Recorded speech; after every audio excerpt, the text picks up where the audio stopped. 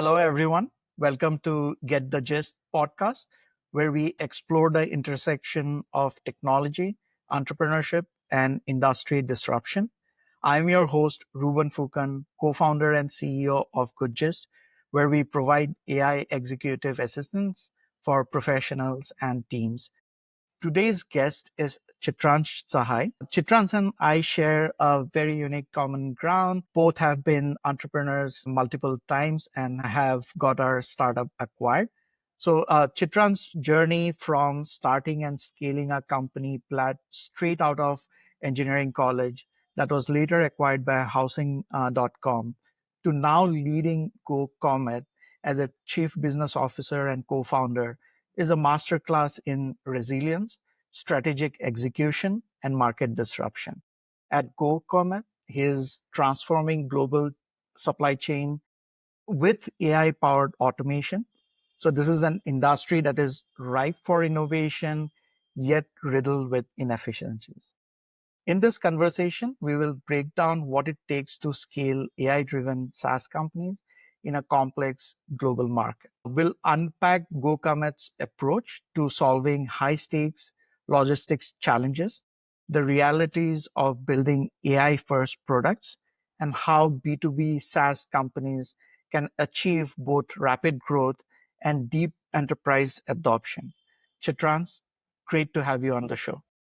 Thanks, Ruben. You can call me Chits as well, Chits. A lot of my US and Asian friends call me Chits. My name can be a bit difficult to pronounce, but yeah, thank you so much for for hosting me. Yeah. Absolutely, Chits. But I find Chitransh has a Okay. better Great. zing to it. So let's start with your amazing journey, right? So you graduated from one of the most premier engineering colleges of India, which is IIT Delhi, to your journey of being two times entrepreneur. Can you share your experience? Sure. I mean, being an entrepreneur, honestly, people ask me, I don't recommend it. Right? It's hard, honestly. And a bit about me. So I grew up in a small place in India called Gwalior. It's near Delhi. And then I don't know, for some reason, since there was a essay writing competition in our school when I was younger.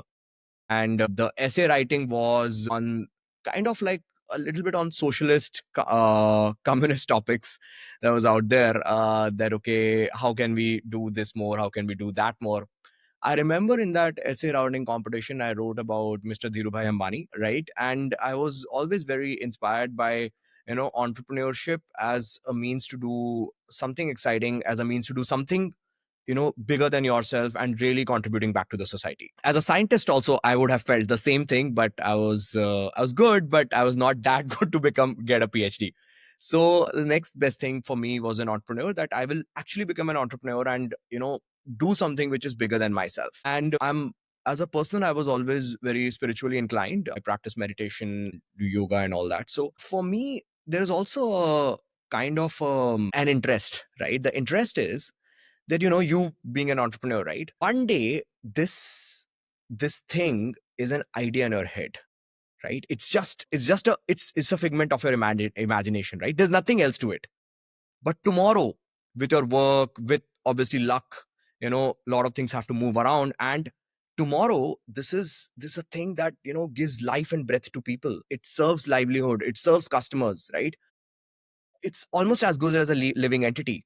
So like a selfish interest that I have, it gives you that, I feel that it makes you, if you do go through this journey, you're able to unlock some interesting part of a human mind, on going this journey. So with that thought, I always wanted to become an entrepreneur, and in my own stead, I'm kind of living my dream, building my dream. So I'm very happy. A bit about my journey. I mean, in my final year in university, I started my first company called Plat. It was a real estate tech. Honestly, whatever could go wrong in that company did go wrong.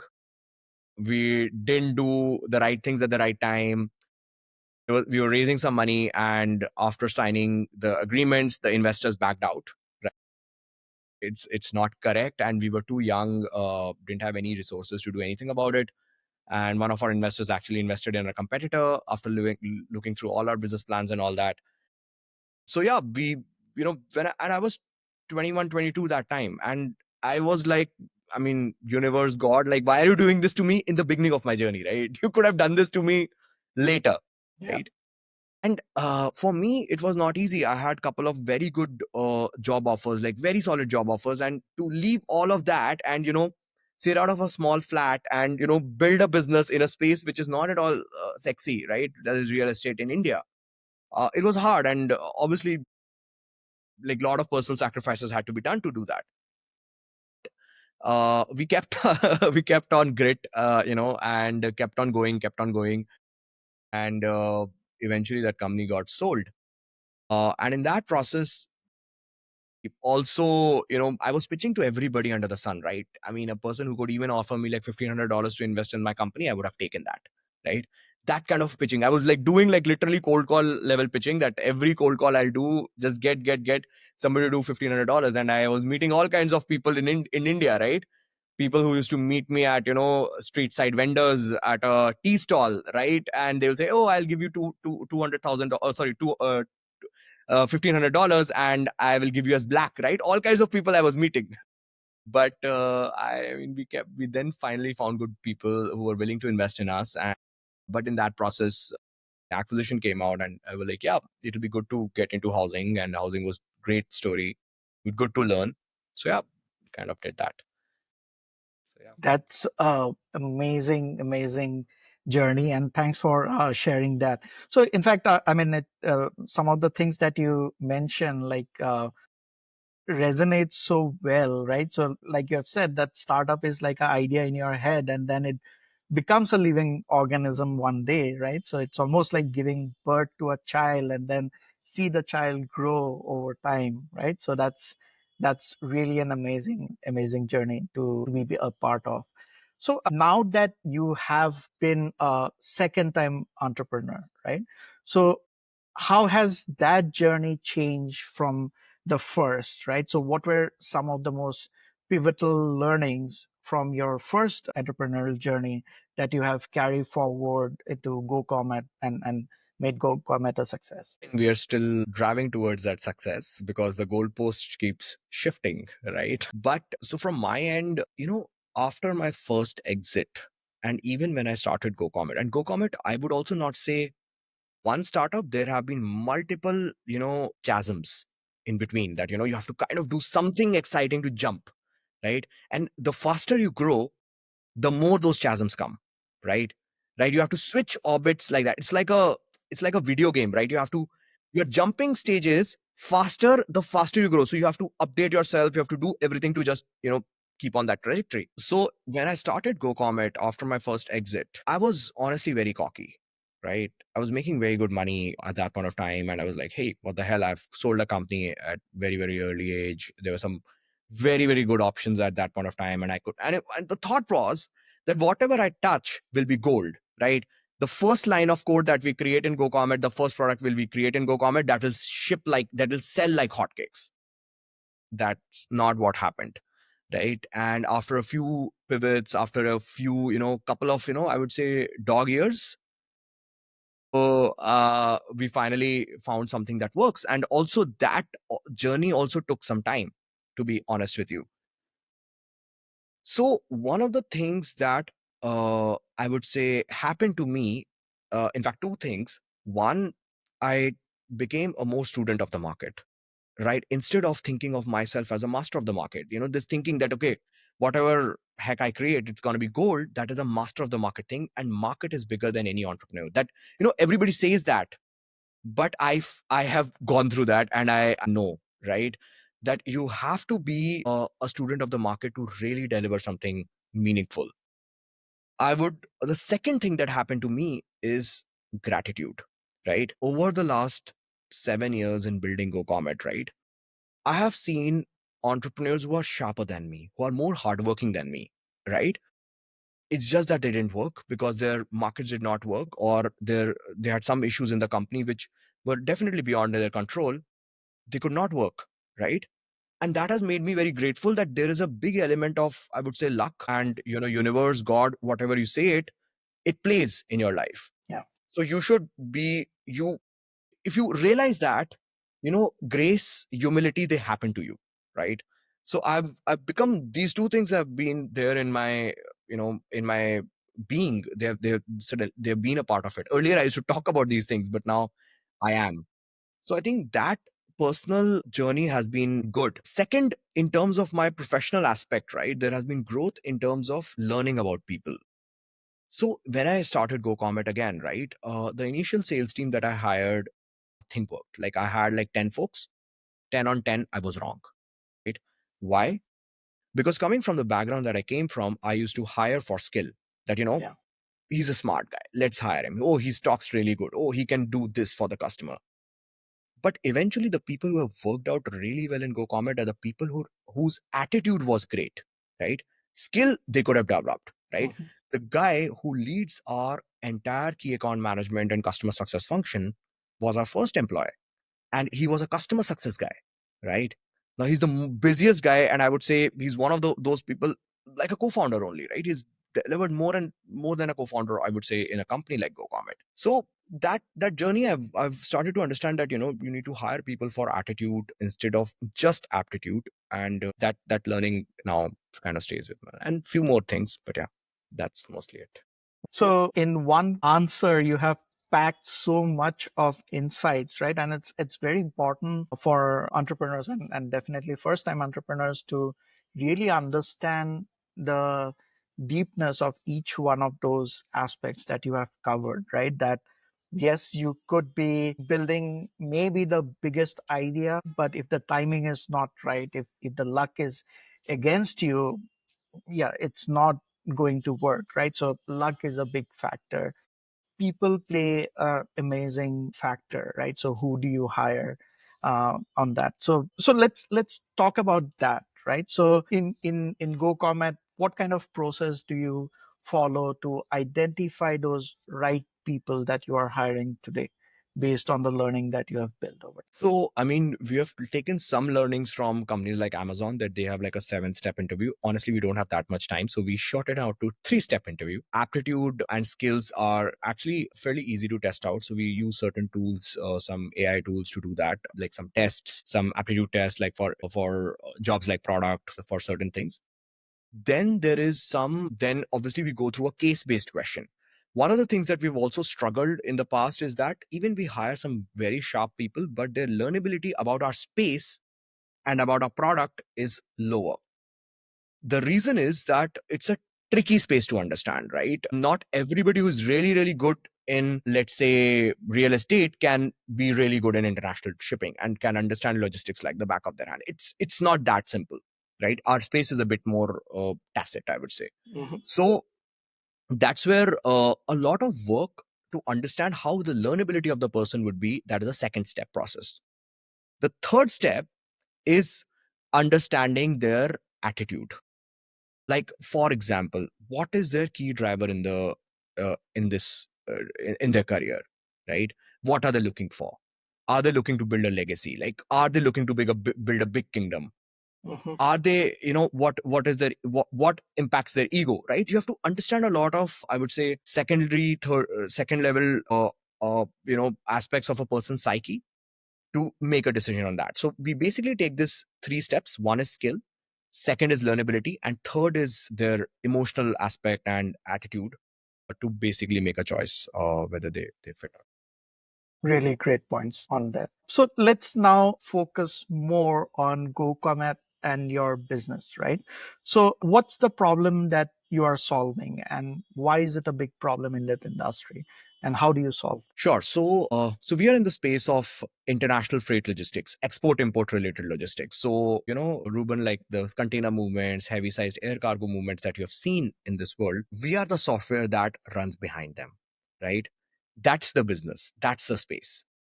Now, why is it exciting? In our space, a lot of large companies which control almost 80% of the world trade, like companies like a Unilever, Yokohama, right? All these large brands, they control the, 80% of the global trade.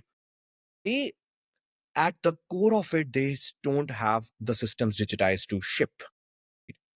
Now, what is the problem for them? If they don't have digitized, they don't have digitized, right? What is the problem?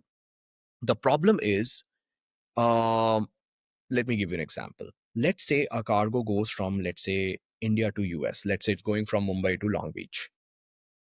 In that entire process, there are 10, 20 different counterparties that take up the ownership of cargo. Let's say a transporter, forwarder, customs agents, warehouse agents, and so on. There are 40 sets of documentations that go through multiple of these counterparties. Now, if any of the chain is not digitized because of that, they're not able to transport the cargo to the next guy on time, or the documentation is incorrect, etc. The net impact is that the cargo gets delayed. A lot of times cargo reaches and the documentation is delayed. So, and there are other aspects.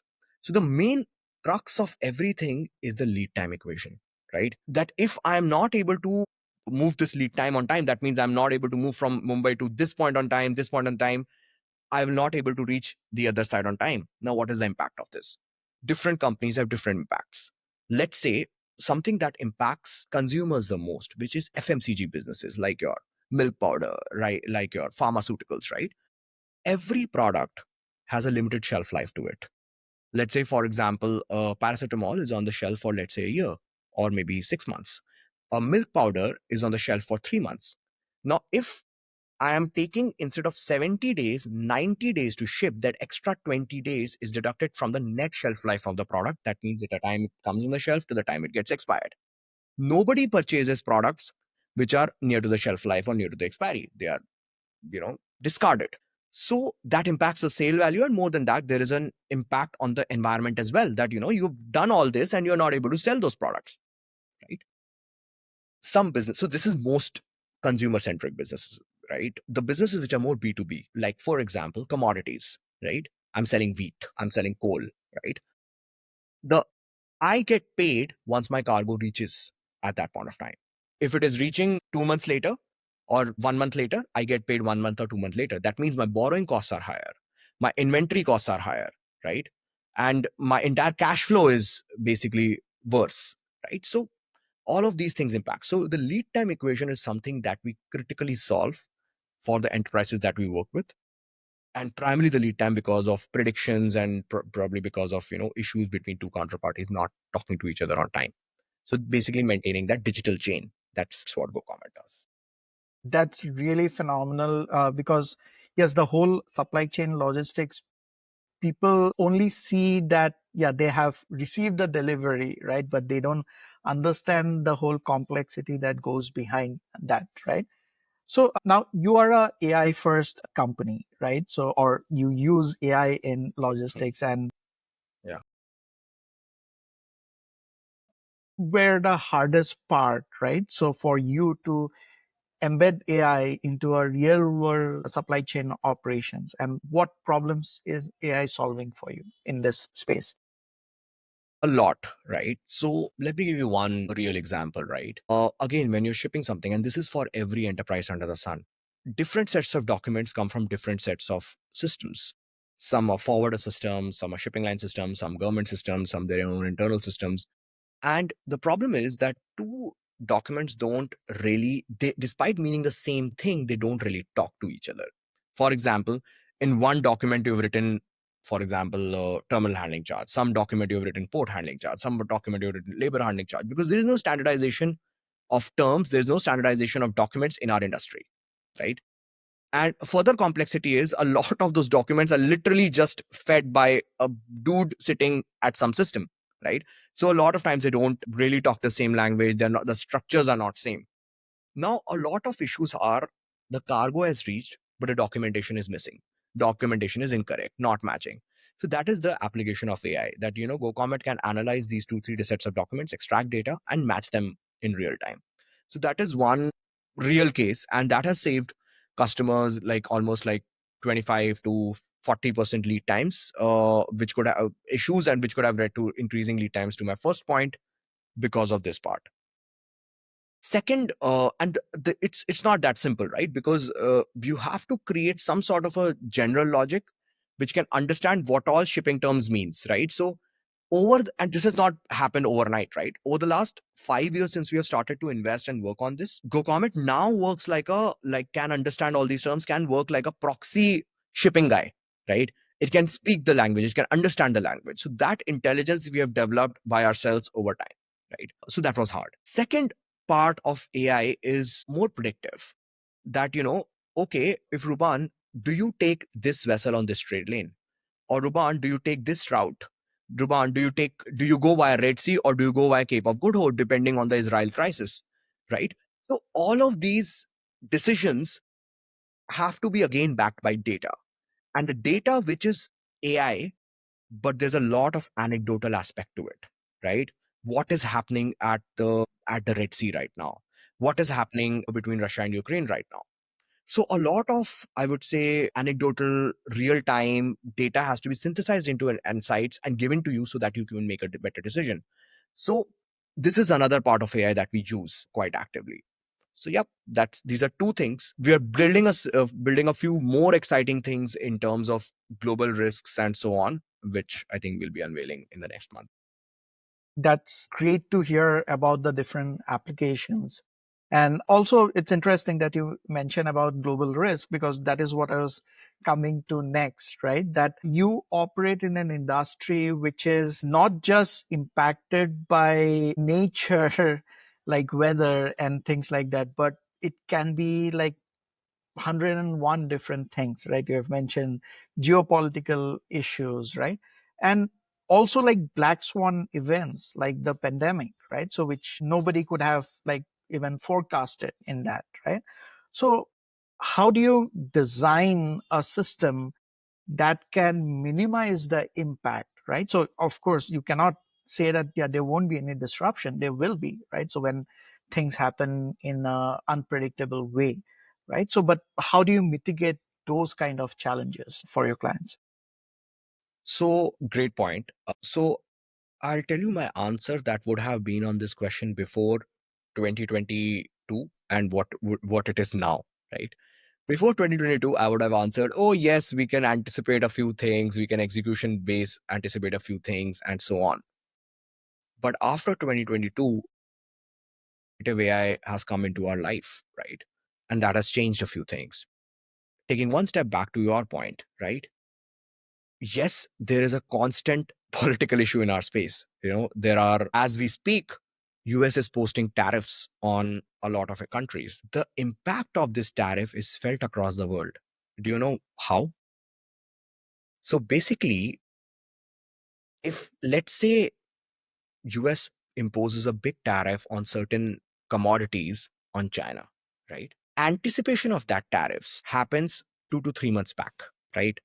Financial markets start pricing that tariffs in that country's financial profile and taking a long and short position based on that tariffs on that country company, right? In lieu of that, the importer in the US says that, hey, let me do one thing. Let me stockpile everything right now because there is a tariff war that is going to come.